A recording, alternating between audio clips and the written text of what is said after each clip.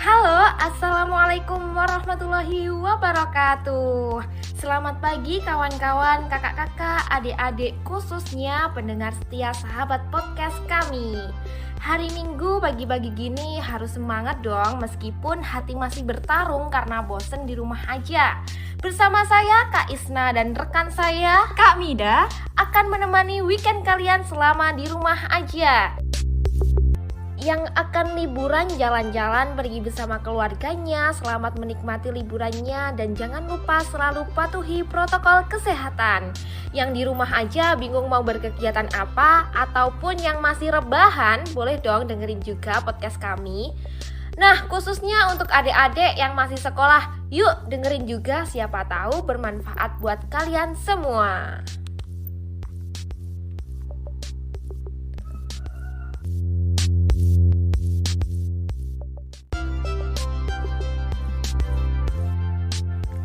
Sebelum menginjak ke materi yang kita bahas, alangkah lebih baiknya dicek dulu dong volumenya, apakah sudah pas didengar di telinga kalian, tapi jangan terlalu keras ya, kasihan juga telinganya. Apalagi ditemani secangkir minuman hangat yang dapat merilekskan tubuh di minggu pagi ini. tak lupa juga siapkan catatan, booknote, siapa tahu ada poin-poin penting yang dapat bermanfaat untuk pengetahuan kalian. Terkhususnya buat adik-adik yang masih sekolah ya.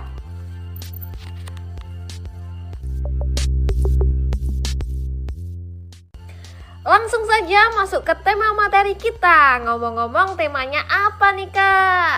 Tema kita hari ini adalah kegiatan ekonomi. Kalau ngomong ekonomi pasti berhubungan dengan uang dong Kak.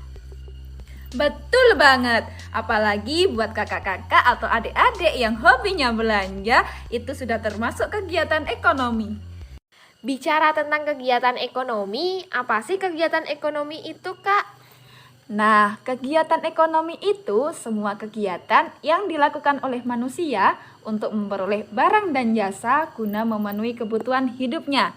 Seperti adik-adik yang beli makanan ringan di toko dekat rumahnya, atau kakak-kakak yang suka belanja online, itu sudah termasuk kegiatan ekonomi.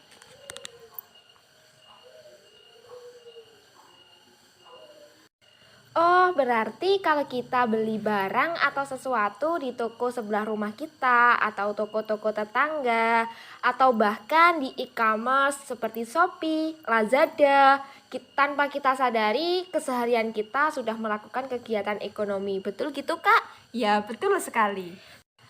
Nah, kalau kita ngomongin kegiatan ekonomi, pasti tidak lepas dong dengan namanya produksi, distribusi, dan konsumsi.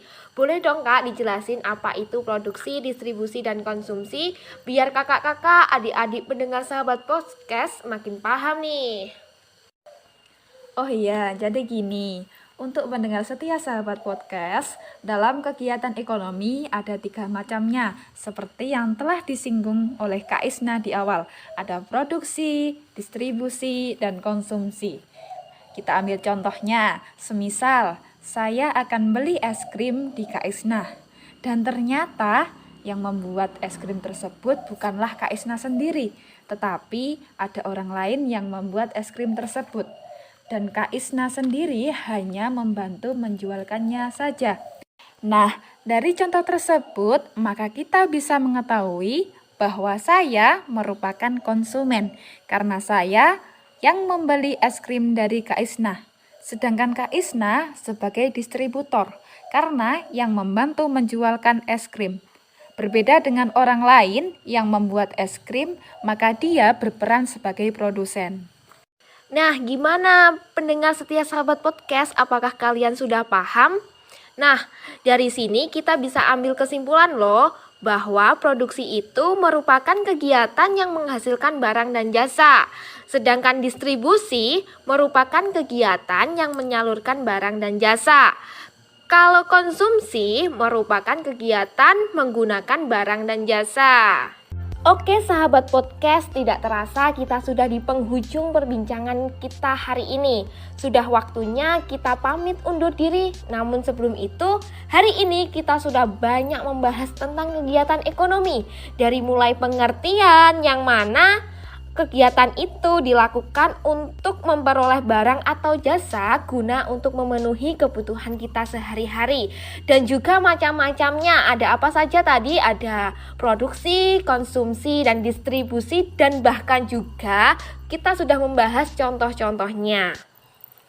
Terima kasih buat sahabat podcast yang sudah setia stay tune mendengarkan, dan mohon maaf bila ada kesalahan kata selama kita menemani kalian.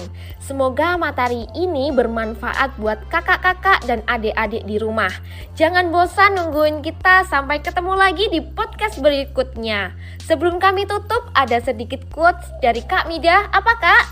Yang bisa mengontrol diri kita, baik dari hal baik dan buruk, adalah diri kita sendiri. Terima kasih quote-nya Kak Mida. Sampai jumpa, saya akhiri. Wassalamualaikum warahmatullahi wabarakatuh.